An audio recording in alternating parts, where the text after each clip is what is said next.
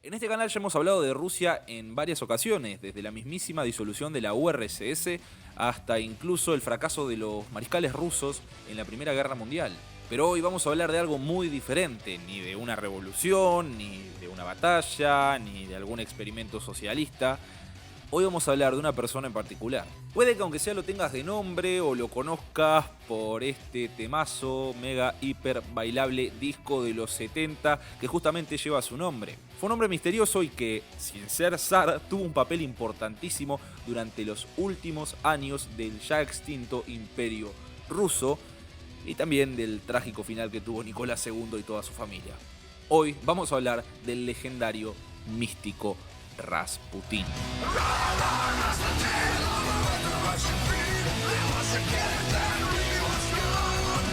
La historia lo recuerda como fue durante sus últimos días, pero antes de pasearse como zar por el Palacio de Invierno, supo tener una existencia mucho menos interesante. El profeta siberiano nacería en un pequeño pueblo, ya tirando aldea, de lo chiquito que es, llamado Pokrovskoye, que está a unos 300 kilómetros de los montes Urales del lado de Rusia en donde no vive prácticamente nadie. Era el año 1869 y como en la mayoría de Siberia, la gente vivía en un estado de pobreza extrema y ni hablar del retraso tecnológico que tenían si lo ponemos en contraste con las grandes urbes europeas o incluso urbes americanas. De hecho, este lugar sigue existiendo al día de hoy y sigue siendo dos calles con una iglesia y un montón de casas de madera que siguen exactamente igual que hace 100 años atrás. El caso es que este muchacho era bastante extraño ya desde su niñez, destacaba por su gran altura, su delgadez y una cantidad incuantificable de tics nerviosos que cuando caminaba parecía que bailaba malambo. Fue el quinto de 9 hermanos y como la Rusia precomunista era una potencia, solamente sobrevivirían 2, él y su hermana Feodosia. Seguía con los chistes. Y por esta misma cuestión de su particular forma de ser, nunca fue capaz de integrarse totalmente con los niños de su edad, aunque tuvo mejores y peores días, pero siempre disperso, y por esta razón terminaría volcándose en su adolescencia a la bebida y al robo. Pero cuando cumplió 18 años medio que se rescató y se terminó casando con otra aldeana llamada Praskovia, con la cual tuvo 3 hijos, Dimitri, Bárbara y María, pero lamentablemente y de la misma forma que le pasó a él con sus hermanos, 2 de estos no conseguirían vivir mucho más que sus primeros años de vida. Pero repentinamente un día de 1892 abandonaría su casa, a su familia, a sus hijos, a su aldea, para internarse en un monasterio ortodoxo, el cual tampoco duró mucho ya que se terminó uniendo a una secta conocida como los flagelantes, que creían que para alcanzar la fe verdadera deberían experimentar el verdadero dolor. Lo que no solo lo iniciaría en el camino de la fe, sino que también le pegaría un par de vicios que lo acompañarían durante toda su vida. Estamos hablando de las fiestas y de las orgías.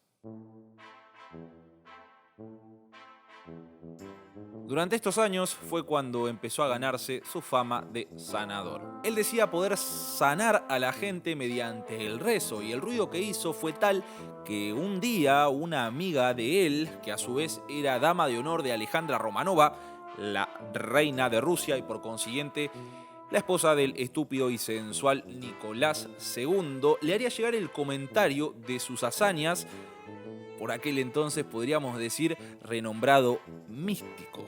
La verdad era que el matrimonio no estaba pasando por un buen momento. El heredero al trono, el joven Alexei, padecía de hemofilia, por lo que su salud llegó a estar muy, pero muy deteriorada. Y por esta razón la zarina Alejandra, y apoyándose en la palabra de su dama de honor, convocaría a Rasputín en 1905 para tratar de cortar una hemorragia que había postrado al pequeño Alexei a una cama. Cosa que sabrá quién cómo la hizo, algunos archivos dicen que fue una especie de hipnosis, logró cortar esta hemorragia, por lo que no solo Alejandra, sino que todo el resto de su familia quedarían en deuda con él y poco a poco empezarían a dejar abrazarse por su influencia. Como dije hoy, él era un hombre muy alto, pero no solamente ahora empezaría a llamar la atención por su aspecto físico. Era un hombre con una oratoria impresionante, muy, pero muy elocuente. Su personalidad era tan abrumadora que hizo sentir chiquito hasta los mismísimos zares de Rusia. Encima se había vuelto violento y su mirada era tan penetrante que era capaz de transformar el miedo que generaba en la gente en carisma para sí mismo. Encima, esta posición de poder que poco a poco iría conquistando harían que sus sentimientos sean cada vez más polarizados. O te amaba o te odiaba, no había punto medio. Además, este parentesco físico que tenía con Jesús no era para nada casualidad, se creía incluso que era inmortal. Y acuérdense de eso porque al final de esta historia posiblemente se puedan llegar a reír.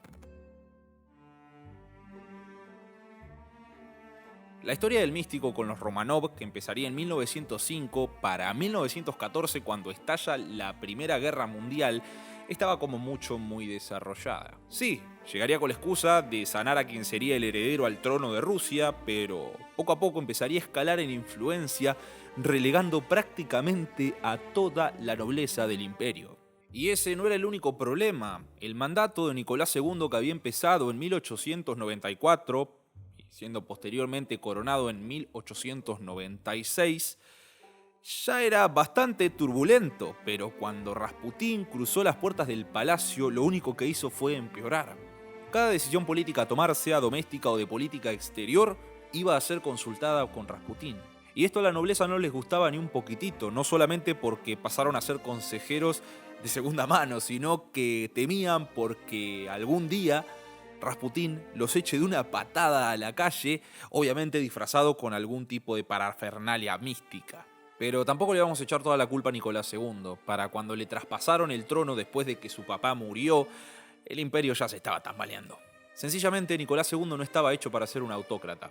Era un tipo tímido, gentil, retraído, respetuoso y por sobre todas las cosas muy pero muy inteligente, cosa de la que tampoco sacó partido por estas mismas cosas que te acabo de enumerar. Al momento de asumir el trono tenía apenas 26 años y fue muy manipulado por parte de sus tíos como por parte del mismísimo Kaiser de Alemania, Guillermo II, quienes se aprovecharon de la inexperiencia de Nico en son de su propio beneficio. Era incapaz de enfrentar a sus propios ministros, que también eran los que estaban llevando a Rusia a la ruina a la par de él. De hecho, era incapaz de enfrentar a cualquiera que tenga una opinión distinta a la suya. Por lo que la llegada de Rasputín al palacio fue un alivio para él.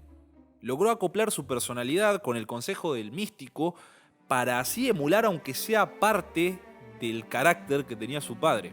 Pero la posta es que Rasputín tampoco sabía nada, por lo que estaba siendo aconsejado por otra pieza inútil del gabinete del zarismo ruso.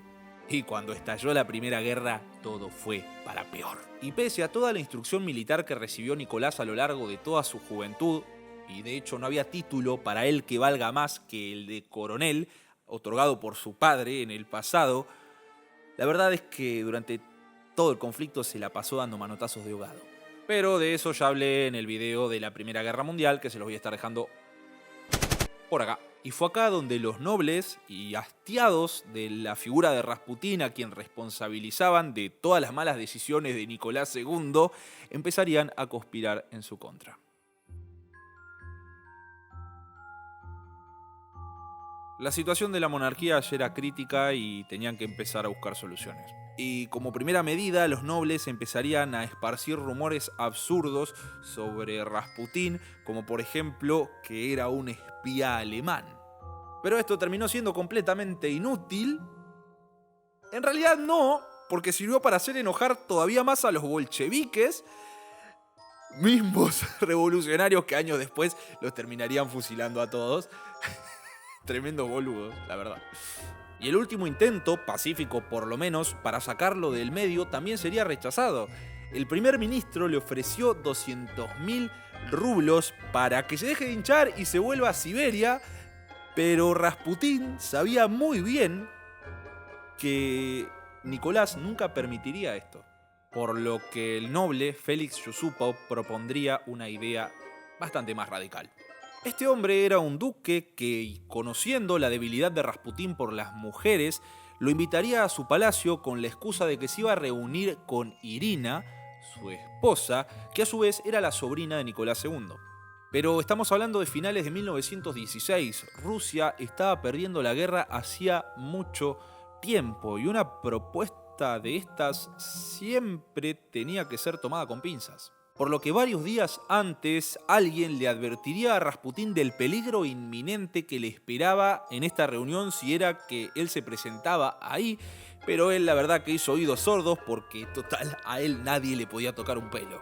Al llegar le dijeron que la duquesa estaba atendiendo a otros invitados que iba a tener que esperar.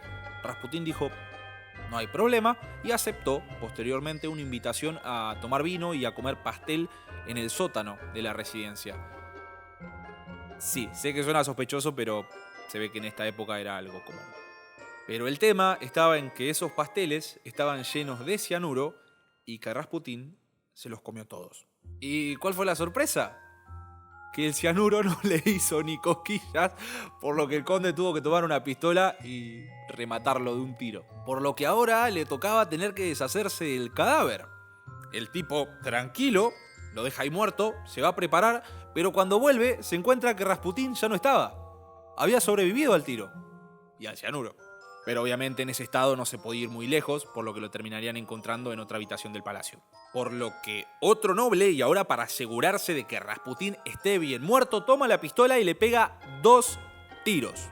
Rasputín cae de rodillas. No obstante del horror y el baño de sangre que ya debía ser esta escena, el conde toma un cuchillo y se lo clava en la sien. Y ahora sí, muerto de una vez por todas, lo envuelven en cadenas de hierro para descartarlo en el río Nevá, un río que atraviesa toda la ciudad de San Petersburgo.